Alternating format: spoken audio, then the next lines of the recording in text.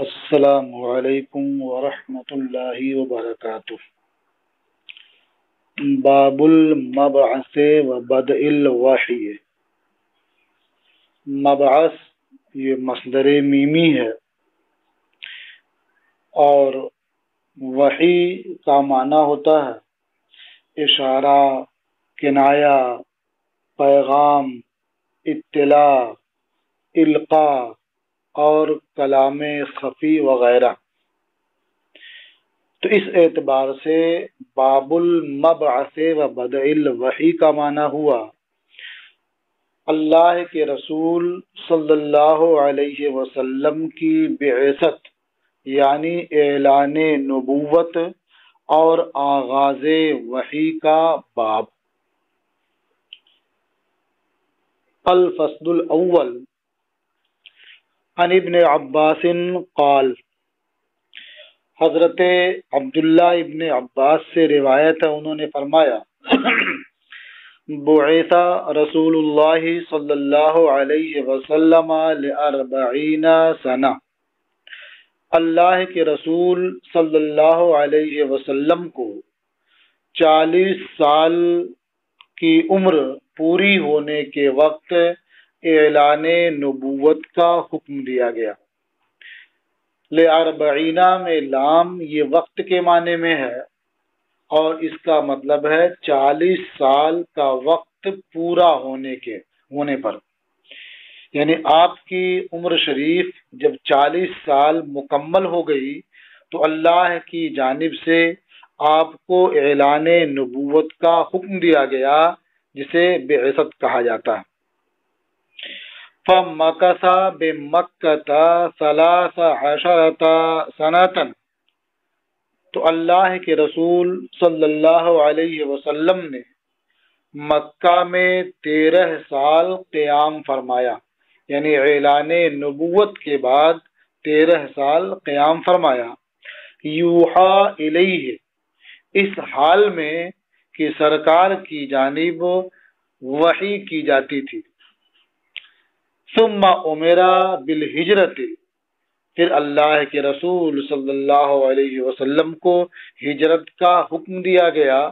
فہاجر 10 سنین، تو اللہ کے رسول صلی اللہ علیہ وسلم نے ہجرت کی، اور 10 سنین سے پہلے کی عبارت ہے اقام بہا 10 سنین، اور آپ نے وہاں یعنی مدینہ کی طرف ہجرت کی اور وہاں 10 سال قیام فرمایا۔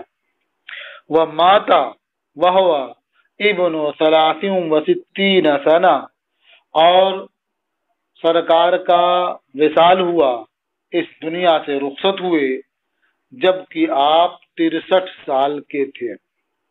یہ حدیث متفق علیہ ہے۔ اس حدیث پاک سے یہ معلوم ہوتا ہے کہ آپ نے 40 سال کی عمر پوری ہونے پر اعلان نبوت فرمایا اور اس کے بعد 13 سال مکہ مکرمہ میں قیام فرمایا۔ اس کے بعد آپ نے مدینہ منورہ کی طرف ہجرت فرمائی اور 10 سال وہاں قیام فرمایا، اور 63 سال کی عمر میں آپ کا انتقال ہوا۔ جبکہ اس سے پہلے آپ اس تعلق سے دوسری روایتیں پڑھ چکے ہیں، یعنی اعلان نبوت کے بعد مکہ میں 10 سال قیام فرمایا۔ یہاں ایک روایت اور پڑھیں گے جس سے سمجھ میں آئے گا کہ آپ نے 15 سال قیام فرمایا۔ تو وہ ساری روایتیں آپ پڑھ لیں، ترجمہ کر لیں اس کا، پھر تطبیق کی صورت تلاش کی جاتی ہے۔ وعنہ قال، اور انہی سے روایت ہے، یعنی حضرت عبداللہ ابن عباس سے روایت ہے، قال، انہوں نے فرمایا، اقام رسول اللہ صلی اللہ علیہ وسلم بمکہ 15 سنہ، اللہ کے رسول صلی اللہ علیہ وسلم نے مکہ میں 15 سال قیام فرمایا، یعنی آپ کا قیام مکہ میں 15 سال رہا، اس حال میں یسمع الصوت ویری الضوء 7 سنین، کہ آپ 7 سال آواز سنتے، روشنی دیکھتے، ولا یرا شیئا، اور اس آواز یا روشنی کے ساتھ کوئی اور چیز نظر نہیں آتی۔ یعنی آپ آواز سنتے لیکن آواز کہاں سے آ رہی ہے، یہ کس کی آواز ہے، بولنے والا دکھائی نہیں دیتا تھا۔ ایسے ہی آپ روشنی دیکھتے لیکن یہ روشنی کہاں سے پھوٹ رہی ہے، یہ روشنی کس چیز کی ہے، وہ چیز آپ کو نظر نہیں آتی تھی۔ وَثَمَانَ سِنِينَ يُوحَىٰ إِلَيْهِ، اور 8 سال اس طرح سے آپ نے قیام کیا کہ آپ کی طرف وحی کی جاتی تھی۔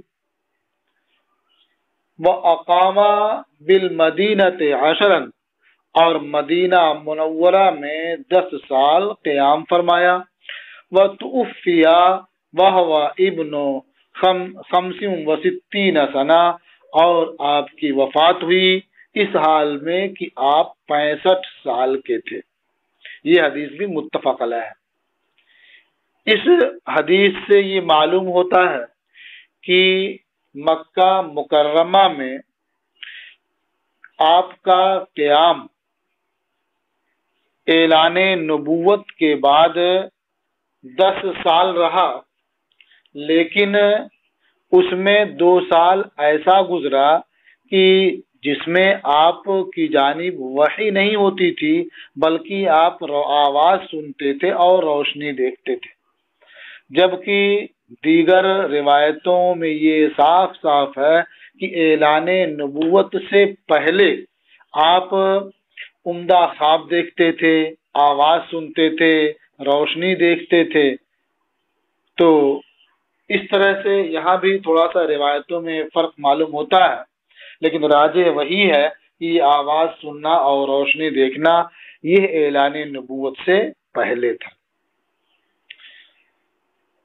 یہاں آپ کے مثال کے تعلق سے ذکر ہے کہ 65 سال کی عمر میں آپ کا انتقال ہوا، اور اس سے پہلے جو آپ نے پڑھا اس میں تھا 63 سال کی عمر میں آپ کا انتقال ہوا۔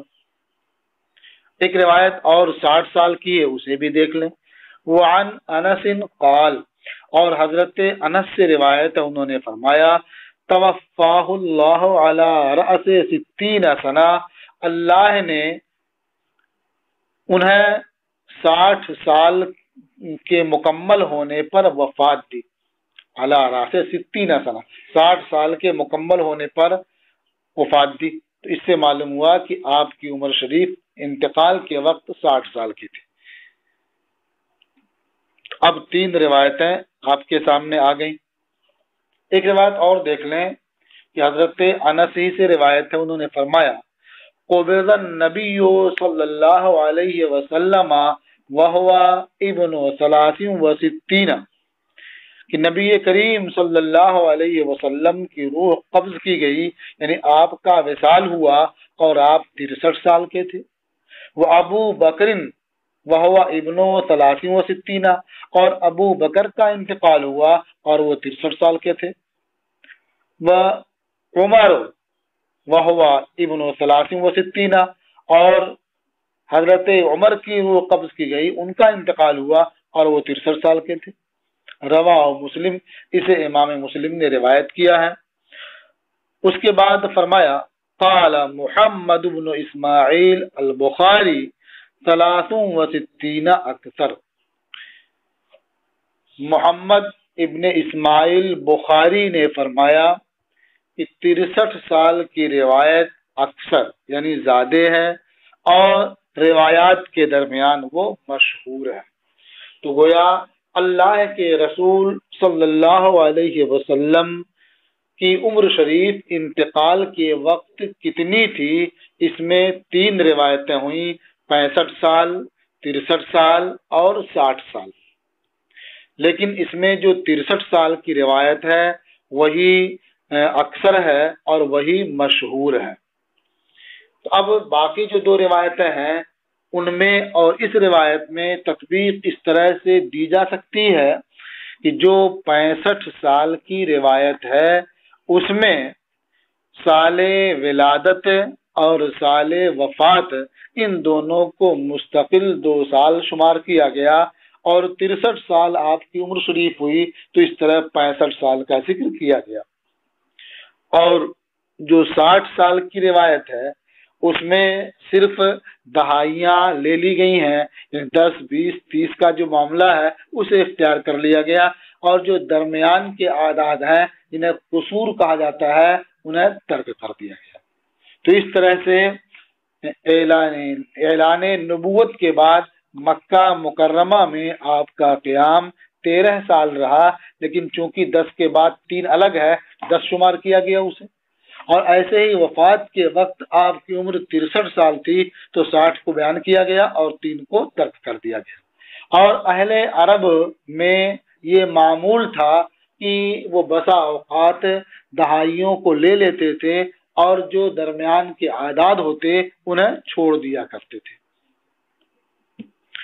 تو امام بخاری کا قول بھی اسی بات کو واضح کرتا ہے کہ 63 سال کی روایت یہ زیادہ ہے اور مشہور روایت میں یہی اختیار کرنے کے قابل ہے۔ اور اس سے بھی اس کا اندازہ ہوتا ہے کہ حضرت انس رضی اللہ تعالی عنہ کی 2 روایتیں ہیں، ایک روایت میں انہوں نے 60 سال کا ذکر کیا ہے اور ایک روایت میں 63 سال کا ذکر کیا ہے۔ 63 سال کی روایت میں اور تفصیل بھی کی ہے کہ حضرت ابوبکر کا انتقال ہوا تو ان کی عمر بھی 63 سال تھی، حضرت عمر کا انتقال ہوا تو ان کی عمر بھی 63 سال کی تھی۔ تو اس سے سمجھ میں آتا ہے کہ جب تفصیلی بیان کیا تو قصور کو بھی شامل رکھا اور پورے 63 کو بیان کیا، اور جب اجمالی طور پر بیان کیا تو قصور کو ترک کر دیا اور 60 سال بیان فرمایا۔ تو اب ہمارے خیال میں یہ بات واضح ہو گئی کہ اللہ کے رسول صلی اللہ علیہ وسلم کی عمر شریف انتقال کے وقت 63 سال کی تھی، جو اس کے علاوہ 60 سال کی روایت ہے وہ قصور کو ترک کرنے کی وجہ سے ہے، اور جو 65 سال کی روایت ہے وہ ولادت اور وفات دونوں کے سال کو مستقل سال مان کر کے 65 نقل کیا گیا ہے۔ وعن عائشہ رضی اللہ عنہا قالت، اور ام المومنین حضرت عائشہ صدیقہ رضی اللہ تعالی عنہا سے روایت ہے، انہوں نے فرمایا اول ما بدیا به رسول اللہ صلی اللہ علیہ وسلم من الوحی الرؤیا الصادقہ، اولا نبی کریم صلی اللہ علیہ وسلم پر جس وحی کا آغاز ہوا وہ نیند میں سچے خواب تھے، اور رؤیا صادقہ فی النوم، نیند میں سچے خواب تھے۔ یہاں فی النوم کا ذکر صرف تاکید کے لیے ہے، ورنہ جب خواب کہہ دیا گیا تو یہ بات سمجھ میں آ گئی کہ وہ نیند ہی میں ہوگا۔ فکانا لا یرا رؤیا الا جاءت مثل فلق الصبح، تو اللہ کے رسول صلی اللہ علیہ وسلم کوئی خواب نہیں دیکھتے مگر وہ خواب یا اس کی تعبیر صبح کی روشنی کی طرح سے سامنے آ جاتی، ظاہر ہو جاتی، یعنی اس خواب کی تعبیر بالکل واضح اور طور پر سامنے آ جاتی، جیسے صبح جب ہوتی ہے اور اس کی روشنی پھیل جاتی ہے تو صبح بالکل واضح اور ظاہر ہو جاتی ہے، تو صبح کی روشنی کی طرح سے اس خواب کی تعبیر بھی واضح اور ظاہر ہو جاتی تھی۔ ثم حبب الیہ الخلاء، پھر نبی کریم صلی اللہ علیہ وسلم کو خلوت اور تنہائی پسند ہو گئی۔ وکان یخلو بغار حراء یا بغار حراء، یہ ایک تو ہے حراء اور حرا، یعنی ہا پر زیر اور را کے بعد الف اس کے بعد حمزہ، حراء، اور ایک لغت ہے حرا یعنی الف کے بعد بغیر حمزے کے، اور ایک لغت ہے حرا، ہا پر زبر را کے بعد الف بغیر حمزے کے۔ یہ تو اس لفظ کے بارے میں بات ہوئی کہ حرا یا حرا یا حرا ہے۔ اس طرح سے آپ اپنی کتاب میں دیکھیں گے تو ملے گا کہ حراء اور حرائن دونوں اعراب لگا ہوا ہے۔ تو ایسا کیوں ہے؟ تو اس کی وجہ یہ ہے کہ بعض نے یہ کہا کہ لفظ حرا یہ مذکر ہے، منصرف ہے، اس لیے حرائن پڑھا جائے گا، یعنی بغار حرائن۔ اور بعض نے کہا کہ حرا یہ جگہ کا نام ہے، اس لیے مؤنث ہے، تو تانیث اور عالمیت کی وجہ سے یہ غیر منصرف ہے، اس لیے بغار حراء پڑھا جائے۔ اسی غار حرا کو جبل نور بھی کہا جاتا ہے، یعنی جس پہاڑ پر میں یہ غار واقع ہے اس پہاڑ کو جبل نور کہا جاتا ہے۔ وَكَانَ يَخْلُو بِغَارِ حِرَاءٍ، اور اللہ کے رسول صلی اللہ علیہ وسلم غار حرا میں تنہا ہو جاتے تھے یا خلوت نشیں ہوتے تھے۔ وَكَانَ يَخْلُو بِغَارِ حِرَاءٍ، غار حرا میں وہ خلوت نشیں ہوتے، تنہائی میں بیٹھتے تھے۔ وَيَتَحَنَّثُ فِيهِ، تو اس میں کرتے کیا تھے؟ یتحنث فی، اس میں عبادت کرتے تھے۔ تحنث کا معنی ہے ہوا التعبد، یعنی عبادت کرنا۔ تو یہ کیسے عبادت کرتے تھے؟ کتنے دنوں کرتے تھے؟ اللیالی ذوات العدد قبل ان ينزع الى اہلہ، یہاں ینزع یرجع کے معنی میں ہے، یعنی چند رات عبادت کرتے تھے اپنے گھر لوٹنے سے پہلے، یعنی آپ تشریف لے جاتے، چند رات وہاں عبادت کرتے اور اس کے بعد تب گھر لوٹتے تھے۔ یہاں ذکر رات کا ہے اور مراد دن بھی ہے، یعنی آپ رات میں بھی وہاں عبادت کرتے تھے اور دن میں بھی وہاں عبادت کرتے تھے، لیکن یہاں ذکر رات کا کیا گیا اس لیے کہ رات عبادت کے لیے اور خلوت کے لیے زیادہ موزوں اور مناسب ہوتی ہے۔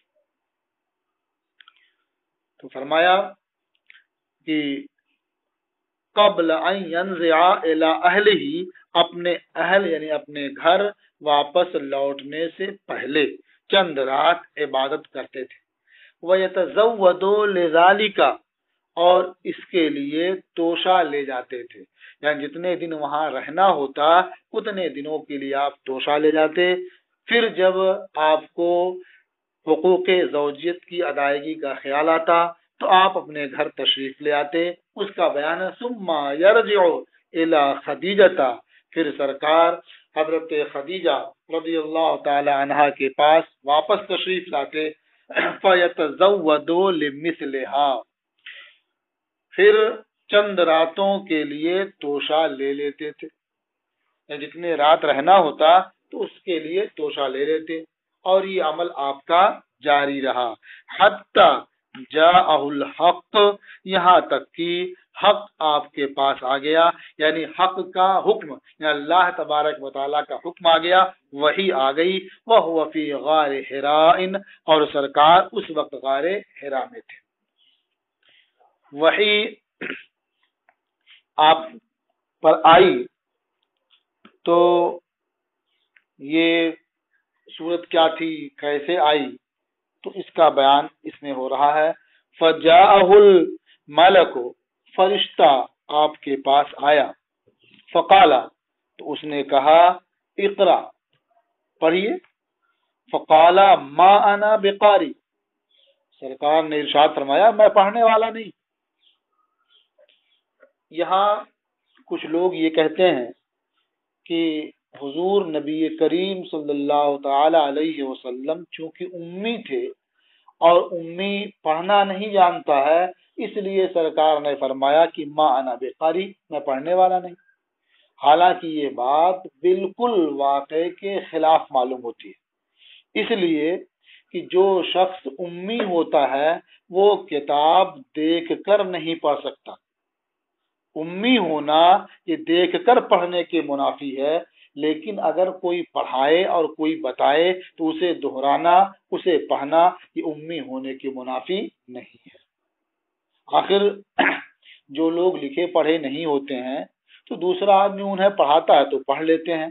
تو لکھا پڑھا نہ ہونا، امی ہونا، یہ دوسرے کے پڑھانے سے پڑھنے کے منافی نہیں ہے.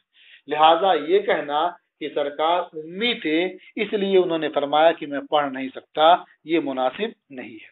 ہاں یہ اگر مناسب ہے تو اس صورت کے جو یہ بیان کی جاتی ہے کہ جبریل امین جو غار حرا میں تشریف لائے تھے تو انہوں نے ریشم کے کپڑے میں لپٹا ہوا ایک صحیفہ آپ کو پیش کیا اور اس میں کلمات لکھے ہوئے تھے اور انہوں نے کہا کہ اسے پڑھیے.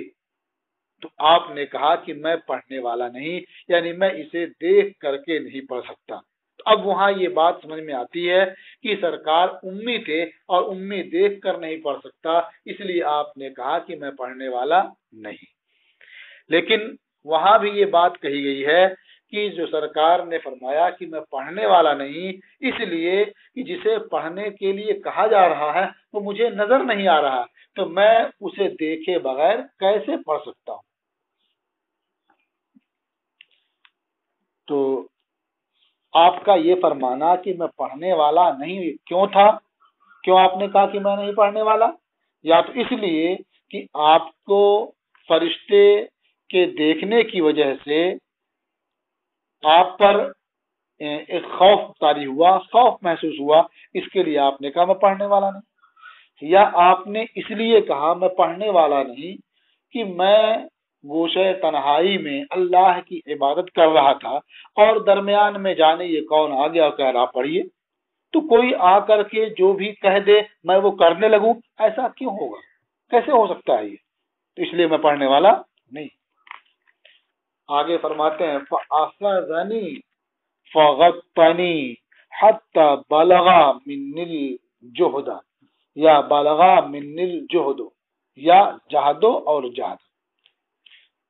تو جبریل امین نے، آنے والے فرشتے نے جو جبریل امین تھے، انہوں نے مجھے پکڑا، فغطنی، اور مجھے اپنے سینے سے چمٹا لیا، اور اس شدت کے ساتھ چمٹایا یہاں تک کہ میری طاقت انتہا کو پہنچ گئی.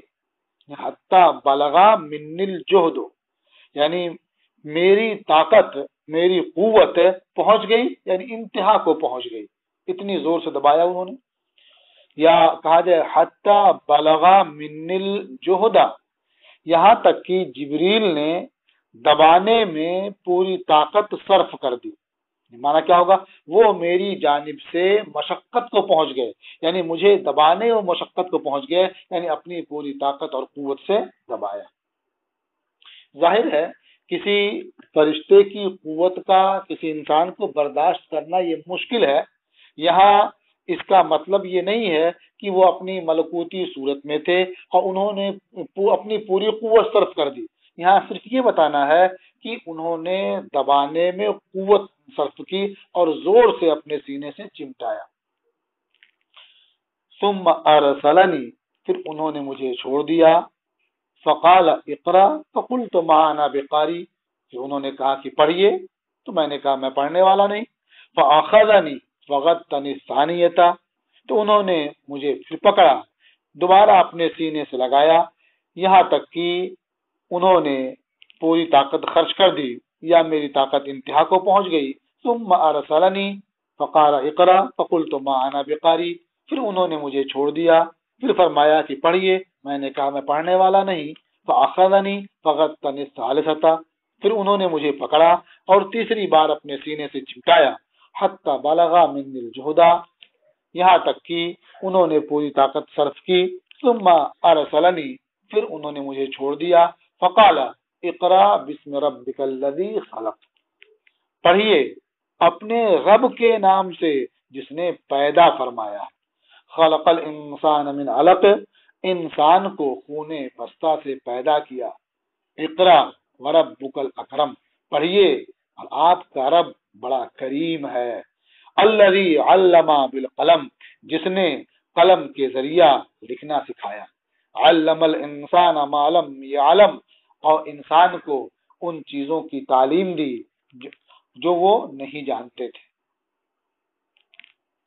فرجع بها رسول اللہ صلی اللہ علیہ وسلم یرجف فؤادہ.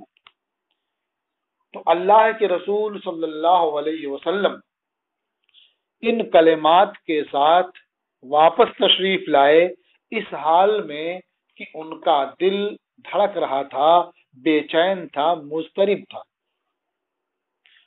یہاں یہ کہا گیا کہ جب تک جبریل امین نے اللہ کا نام ذکر نہیں کیا تھا اور کہا پڑھیے پڑھیے، اس وقت تک اللہ کے رسول نے نہیں پڑھا.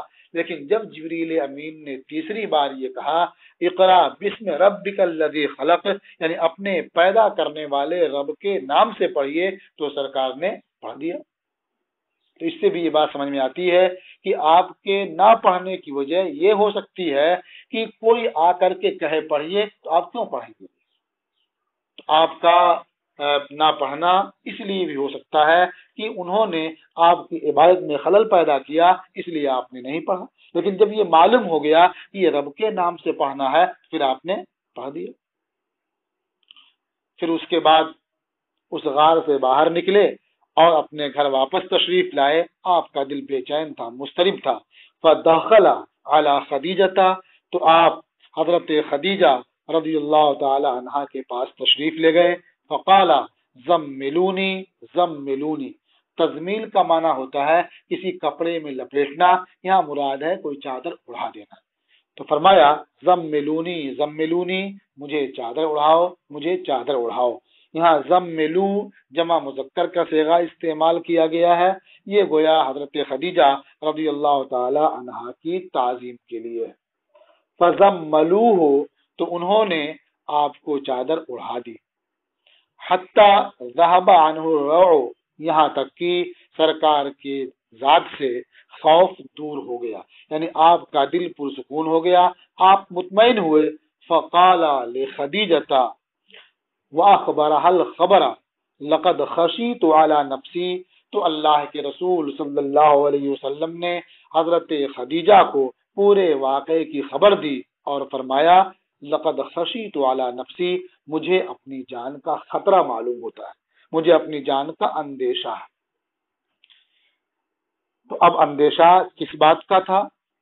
تو یہ بھی کہا جا سکتا ہے کہ نبی کریم صلی اللہ علیہ وسلم کو اپنی ذات پر موت کا اندیشہ تھا، شدت رعب کی وجہ سے یا بیماری کی وجہ سے یا بار نبوت اٹھانے سے عاجز ہونے کی وجہ سے یا اپنی قوم کی اذیت پر صبر نہ کر پانے کی وجہ سے. یعنی مجھے اپنی ذات پر اندیشہ ہے، اپنی ذات پر مجھے خطرہ ہے، اندیشہ ہے. موت کا اندیشہ ہے، یہ بھی ہو سکتا ہے. یعنی گویا آپ نے فرمایا کہ مجھے لگتا ہے کہ میں مر جاؤں گا، یا بیماری کا اندیشہ ہے، میں بیمار ہو جاؤں گا، یا مجھے اس بات کا اندیشہ ہے کہ جو بوجھ مجھ پر مجھے دیا گیا ہے میں اسے نہیں اٹھا سکوں گا، یا مجھے اس بات کا خطرہ ہے کہ میری قوم مجھے اذیت پہنچائے گی اور میں صبر نہیں کر سکوں گا، یا اس بات کا مجھے اندیشہ ہے کہ جب میں اس طرح کا پیغام قوم تک پہنچاؤں گا تو مجھے مار ڈالیں گے. مجھے اپنی جان کا اندیشہ ہے، موت کا اندیشہ ہے. اس طرح کی مختلف باتیں بیان کی جا سکتی ہیں اس بارے میں جو سرکار نے فرمایا کہ مجھے اپنی ذات پر اندیشہ ہے، مجھے خطرہ معلوم ہوتا ہے. فقال خدیجۃ کلا واللہ لا یخزیک اللہ ابدا. حضرت خدیجہ رضی اللہ تعالی عنہ نے فرمایا ہرگز نہیں، بخدا اللہ آپ کو کبھی رسوا نہیں کرے گا. کیوں رسوا نہیں کرے گا؟ دیکھیں کتنی عمدہ دلیل پیش کی. فرماتی ہیں انکا لتصل الرحمہ، یقیناً آپ صلہ رحمی کرتے ہیں، آپ رشتوں کو جوڑتے ہیں، قرابت کا خیال رکھتے ہیں. وتصدق الحدیث، اور آپ سچی بات کرتے ہیں، ہمیشہ سچ بولتے ہیں. وتحمل الکلا، اور آپ بوجھ اٹھاتے ہیں، بوجھ برداشت کرتے ہیں. یعنی آپ ضعیفوں کا بوجھ بھی برداشت کرتے ہیں، ان پر خرچ کرتے ہیں. آپ اپنا مال یتیموں اور بیواؤں پر بھی خرچ کرتے ہیں، گویا ان کا بوجھ اٹھاتے ہیں. اور آپ اپنے اہل و عیال پر بھی خرچ کرتے ہیں، گویا ان کا بوجھ بھی اٹھاتے ہیں. وتحمل الکلا، اور آپ بوجھ برداشت کرتے ہیں۔ وَتَكْسِبُ الْمَعْدُومَ یا تُكْسِبُ الْمَعْدُومَ، معدوم کا مطلب کیا ہے؟ وہ مال جو ابھی موجود نہ ہو۔ تو تکسب المعدومہ یعنی آپ تجارت میں مال کماتے ہیں۔ اہل عرب کے نزدیک تجارت کرنا اور مال کمانا یہ بہت تعریف والا وصف تھا، یہ قابل مدح تھا۔ اس لیے آپ نے فرمایا کہ آپ تجارت کرتے ہیں، تجارت میں مال کماتے ہیں اور اسے نیک راہ میں خرچ کرتے ہیں، اس لیے بھی اللہ آپ کو ہلاک نہیں فرمائے گا، آپ کو رسوا نہیں کرے گا۔ اور تکسب المعدومہ بھی ہو سکتا ہے، یعنی آپ غریبوں، مجبوروں اور کمزوروں کے لیے مال فراہم کرتے ہیں، انہیں آپ مال عطا کرتے ہیں۔ تو تکسب کمانا تعطی، تو آپ غریبوں، محتاجوں، تنگ دستوں کو مال عطا فرماتے ہیں۔ وہ تقریر الضیفہ، اور مہمان کی ضیافت کرتے ہیں، اسے کھانا کھلاتے ہیں۔ وہ تعین علی نوائب الحق، اور حق کی جانب سے مقدر حوادث کے آنے پر آپ مدد فرماتے ہیں۔ تو یہ ایسے اوصاف ہیں جن کی وجہ سے اللہ تبارک و تعالی آپ کو رسوا نہیں فرمائے گا۔ ثم انطلقت به خدیجۃ الی ورقۃ بن نوفل، پھر حضرت خدیجہ رضی اللہ تعالی عنہا انہیں یعنی سرکار کو ورقہ ابن نوفل کے پاس لے گئی۔ یہ ورقہ ابن نوفل کون تھے؟ یہ ابن عم خدیجہ تھا، یعنی حضرت خدیجہ کے چچا کے بیٹے تھے، یعنی ان کے چچاداد بھائی تھے۔ فقالت لہو یا ابن عم، تو حضرت خدیجہ نے ورقہ ابن نوفل سے کہا، اے چچا کے بیٹے، اے بھائی، اسمع من ابن اخیکا، تو جو کہا یا ابن عم یہ حقیقت کے اعتبار سے تھا، نسب کے اعتبار سے تھا، اور جو فرما اسمع من ابن اخیکا یہ بطریق مجاز تھا، یہ عرب کے محاورے کے اعتبار سے تھا کہ بڑا آدمی اپنے سے کم عمر والے کو بھتیجا یا بیٹا کہہ کر کے بلاتا تھا۔ تو ورقہ ابن نوفل کی عمر بہت زیادہ تھی، اتنی عمر ہو چکی تھی کہ ان کی بینائی بھی ختم ہو چکی تھی، اور سرکار کی عمر شریف 40 سال تھی، تو اس لیے حضرت خدیجہ رضی اللہ تعالی عنہا نے ان سے کہا، یا ابن عم اسمع من ابن اخیکا، اے بھائی اپنے بھتیجے کی بات سنیے۔ فقال له ورقۃ یا ابن اخی ماذا ترى، تو ورقہ ابن نوفل نے کہا، اے بھتیجے آپ کیا دیکھتے ہیں؟ فاخبرہ رسول اللہ صلی اللہ علیہ وسلم خبر ما رأى، تو اللہ کے رسول صلی اللہ علیہ وسلم نے انہیں اس کی پوری خبر دے دی جو کچھ آپ نے غار حرا میں دیکھا اور سنا۔ فقال ورقۃ هذا الناموس الذي انزل اللہ علی موسیٰ، تو ورقہ ابن نوفل نے سب سن کر کے فرمایا کہ ناموس کہتے ہیں جاسوس کو، رازدار کو ناموس کہا جاتا ہے۔ تو وہ فرشتہ جو آیا تھا، ظاہر بات ہے وہ اللہ کا ایک راز لے کر کے نبی تک آیا تھا، تو اس لیے اسے ناموس کہا۔ ورقہ نے کہا هذا الناموس الذي انزل اللہ علی موسیٰ، یہ تو وہی ناموس ہے، یہ تو وہی فرشتہ ہے جسے اللہ نے موسیٰ علیہ السلام پر نازل فرمایا تھا، اتارا تھا یا ان کے پاس بھیجا تھا۔ یا لیتنی فیہا جزعا، اے کاش میں اس زمانے میں نوجوان ہوتا۔ یا لیتنی اکون حیا، اے کاش میں اس زمانے میں زندہ ہوتا۔ کس زمانے میں؟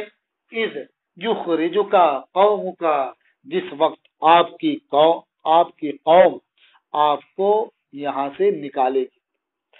یہ سن کر کے اللہ کے رسول صلی اللہ علیہ وسلم نے ارشاد فرمایا، او مخرجیہم، کیا وہ لوگ مجھے اس شہر سے باہر نکالیں گے؟ قال نعم، ورقہ ابن نوفل نے کہا ہاں نکالیں گے۔ لم یأت رجل قط بمثل ما جئت به الا عودیا، کبھی کوئی شخص ویسی بات لے کر نہیں آیا جو آپ لے کر کے آئے ہیں، مگر یہ کہ اس سے دشمنی کی گئی، اس کی مخالفت کی گئی۔ تو چونکہ آپ بھی ایسی بات لے کر کے آئے ہیں، اس لیے آپ کی بھی مخالفت کی جائے گی، آپ سے بھی دشمنی کی جائے گی۔ فَإِن يُدْرِكْنِي يَوْمُكَ أَنْصُرُكَ، اگر مجھے آپ کا دن پاتا، یعنی میں اس دن تک زندہ رہتا، أَنْصُرُكَ نَصْرًا مُؤَزَّرًا، تو میں آپ کی بھرپور مدد کرتا، پوری طاقت اور قوت کے ساتھ آپ کی مدد کرتا۔ مؤزراً یہ نصرن کی صفت ہے، اس کا مطلب قویًا، نصرن قویًا یعنی بھرپور میں آپ کی مدد کرتا۔ جب آپ نبوت کا، جب آپ کی قوم، آپ نبوت کا اعلان کریں گے، آپ کی قوم انکار کرے گی، آپ کو ستائے گی، آپ کو شہر سے باہر نکال دے گی، اگر اس دن میں زندہ رہتا، مجھے وہ دن ملتا، تو میں آپ کی اس وقت بھرپور مدد کرتا۔ ثم لم ينشب ورقۃ ان توفی، پھر ورقہ ابن نوفل وفات پانے سے نہیں رہے، یعنی وہ وفات پا گئے۔ وفتر الوحی، اور ادھر چند ایام وحی کا سلسلہ منقطع ہو گیا، منقطع رہا۔ اس سلسلے میں کہا گیا ہے کہ انقطاع وحی کا زمانہ 3 سال تھا۔ ایک قول یہ بھی ہے کہ انقطاع وحی کا زمانہ یہ 6 سال تھا۔ ایک قول یہ بھی ہے کہ انقطاع وحی کا زمانہ یہ 2 سال 6 مہینہ تھا۔ یہ روایت متفق علیہ ہے۔ وزاد البخاری حتی حزن النبی صلی اللہ علیہ وسلم فیما بلغنا حزنا، اور امام بخاری نے اتنا زیادہ روایت کیا ہے یہاں تک کہ نبی کریم صلی اللہ علیہ وسلم غمگین ہوئے، رنجیدہ ہوئے، فیما بلغنا، اس روایت کی روشنی، اس روایت میں جو ہم تک پہنچی ہے۔ حزنن غدا منہ مرارا، اس قدر رنجیدہ ہوئے، غمگین ہوئے کہ اس حزن کی وجہ سے آپ کئی بار صبح کے وقت تشریف لے گئے، یعنی کہاں؟ پہاڑوں کے اوپر۔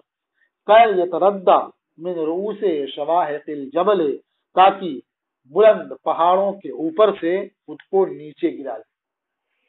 شواہق یہ شاہقہ کی جمع ہے، شاہق مطلب بلند بالا، تو اونچے بلند پہاڑوں کے اوپر سے نیچے گر جائیں۔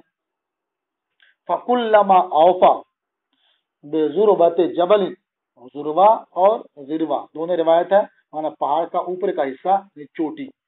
تو جب سرکار پہاڑ کی چوٹی پر پہنچے، لِكَيْ يُلْقِيَ نَفْسَهُ مِنْهُ، تاکہ اس چوٹی سے اپنے کو نیچے گرا دیں۔ تبدّا لہو جبرائیل، حضرت جبریل امین سرکار کے سامنے ظاہر ہوئے۔ فقال یا محمد انک رسول اللہ حقا، اور فرمایا اے محمد یقیناً آپ اللہ کے رسول ہیں، اس میں کوئی شک نہیں ہے۔ فَيَسْكُنُ لِذَلِكَ جَاشُهُ وَتَقِرُّ نَفْسُهُ، تو جبریل امین کے یہ کہنے سے نبی کریم صلی اللہ علیہ وسلم کا اضطراب ختم ہو جاتا اور آپ کا دل مطمئن ہو جاتا، قرار پا جاتا، اور آپ اطمینان سے واپس تشریف لے آتے اور اپنے کو اوپر سے نہیں گراتے۔ یہ حدیث مکمل ہوئی۔ اس سلسلے میں آپ کے ذہن میں یہ بات آ سکتی ہے کہ حضور نبی کریم صلی اللہ علیہ وسلم اپنے کو پہاڑ کی چوٹی سے گرانے کے لیے کیوں جاتے تھے؟ تو اس کا جواب یہ ہے کہ سلسلہ وحی جب شروع ہوا تو کلام الہی سن کر کے آپ کو جو سرور حاصل ہوا، جو آپ کے دل میں کیفیت پیدا ہوئی، پھر آپ کو اس کیفیت کا انتظار رہا، کلام الہی آپ سننے کے مشتاق رہے، اور یہ اشتیاق اپنی انتہا کو پہنچ جاتا تھا تو آپ پہاڑوں کی چوٹی پر تشریف لے جاتے تھے۔ اس بات کا بھی خطرہ ہوتا تھا کہیں اللہ رب العزت ہم سے ناراض تو نہیں ہے، اس لیے آپ تشریف لے جاتے تھے۔ ٹھیک ہے، السلام علیکم ورحمۃ اللہ وبرکاتہ۔